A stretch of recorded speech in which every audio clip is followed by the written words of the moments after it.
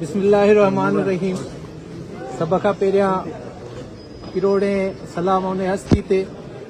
जेको सभिनी जहाननि जो सरदार आहे, छो जो असां इहो मोटो खणी निकिता आहियूं त उहो ई हिकिड़ो ई सरदार आहे ऐं उहो ई वाहिद ऐं यकीनी सरदार आहे। जेकॾहिं असां हुन जे पोयां था बीहूं त ख़ुदा असां सां गॾु बीठो आहे। जो इहो वाज़े अल्लाह साईं क़ुर शरीफ़ में ॿुधाए छॾियो आहे त रब ऐं हुन जा मलाइका हरदम उन सोणे जी सना कनि था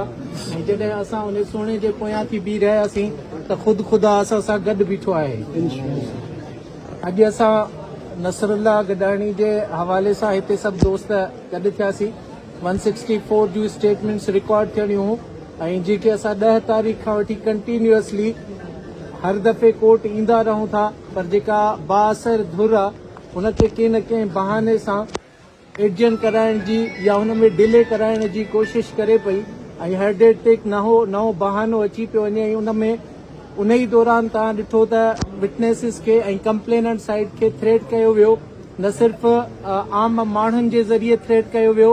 पर पुलिस जे ज़रिए बि थ्रेट कयो वियो। जो ॻोठ ते रेड करे उन्हनि खे सिर्फ़ ॾेखारण जी कोशिश कई वई त जेकॾहिं अञा तव्हां को नेक्स्ट स्टेप वठो था त तव्हां सां कुझु बि थी सघे थो। उन खे कंटिन्यू रखंदे हींअर मूंखे विटनेसिस ॿुधायो आहे त जॾहिं अॼु सुबुह जो हू पंहिंजा बयान रिकॉर्ड कराइण अचनि पिया त हुननि ते वाट ते हुननि जो घेराव कयो वियो। वाट खां क्रॉस करे जॾहिं हू शहर में पहुता त हुननि जो वरी घेराव कयो वियो। इहा सरासर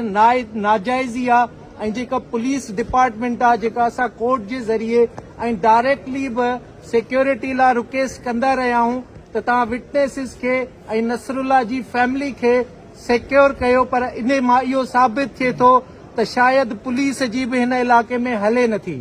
जो विटनेसिस जो घेराव कयो वियो आहे। अॼु जेको बयान कोर्ट में गवाहनि रिकॉर्ड करायो आहे, उन बयान में उन्हनि रियल माण्हुनि जा नाला जेके पुलिस पंहिंजे बयाननि में रिकॉर्ड न कराया हुआ ऐं अॼु उहो ॾींहुं अची वियो त गवाहनि पंहिंजा सही बयान कोर्ट में रिकॉर्ड कराया आहिनि, जंहिंमें ख़ालिद लुंड MNA, उन जो पुटु शहबाज़ लुंड ऐं उन जो पुटु नूर मोहम्मद लुंड, जेके इन खां पहिरियां बि नसरुल्लाह जे भाउ खे उन जे कज़न खे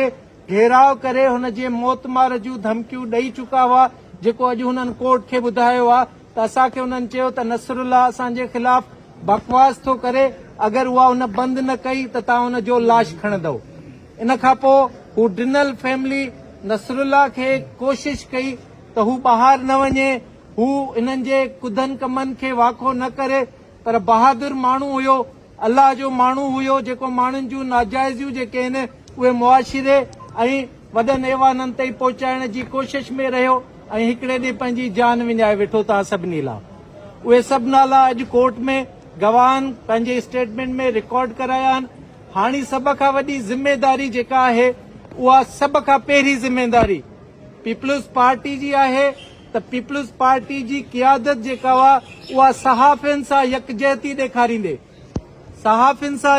ॾेखारींदे उहा हुन में संजीदगीअ जो इज़हार करे त MNA जेको आहे उहो पीपल्स पार्टी सां तालुक़ रखे थो।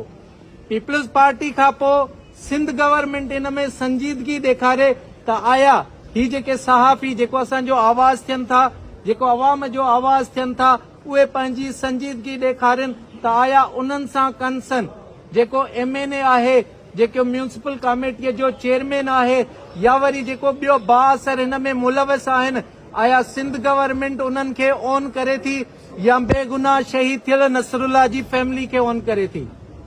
गॾोगॾु जेके बि मददूं कयूं